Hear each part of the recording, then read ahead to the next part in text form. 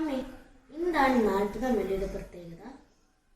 പീതൃതയുടെ പിറ്റേന്ന് ആരംഭിക്കുന്ന നോമ്പ് 40 ദിവസം പിന്നിടുന്ന ആചരണ ദിവസമാണ് 40-ാം വെള്ളി. ഇന്ന് കേരള സഭയിൽ കണ്ടുവരുന്ന പൗരസ്ത്യമായ ആചരണമാണിത്. പാശ്ചാത്യ പൗരസ്ത്യ സഭകളിൽ നോമ്പ് എന്നത് മോശയുടെയും ഈശോയുടെയും 40 ദിവസത്തെ ഉപവാസ ദിനങ്ങളുടെ അനുസ്മരണം കൂടിയാണ്. സഭയിലെ ആദ്യകാല നോമ്പ് ദനഹ തിരുനാൾ മുതൽ 40 ദിവസമായിരുന്നു. തുടർന്ന് കഷ്ടാനുഭവ ആഴ്ച വേറെ നോമ്പ്.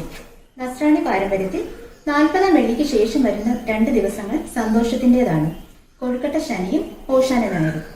ഈശോയുടെ 40 നോമ്പിനെ അനുസ്മരിച്ച് നോമ്പ് നോറ്റ ശേഷം കഷ്ടാനുഭവ ആഴ്ചയിൽ നോമ്പിന്റെ മറ്റൊരു തലത്തിലേക്ക് വിശ്വാസികൾ കടക്കുകയും ചെയ്യുന്നു.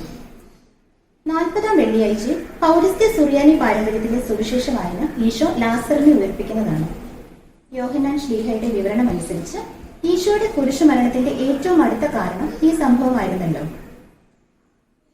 പാപത്തിന് മരിച്ച മനുഷ്യനെ ഉയർപ്പിച്ച് പാപപരിഹാരാർത്ഥം സ്വയം മരണത്തിന് വിട്ടുകൊടുക്കുന്ന കർത്താവിനെ ധ്യാനിക്കുന്ന ദിവസമായി 40-ാം വെള്ളിയെ കണക്കാക്കാം. 40-ാം വെള്ളിയുടേതായി പ്രത്യേക പ്രാർത്ഥനാ ക്രമമൊന്നും സീറോ മലബാർ സഭയിലില്ല. അന്ന് തീർത്ഥാടനങ്ങൾ നടത്തുന്ന പതിവ് ചില സ്ഥലങ്ങളിൽ ഉണ്ടെന്ന് മാത്രം.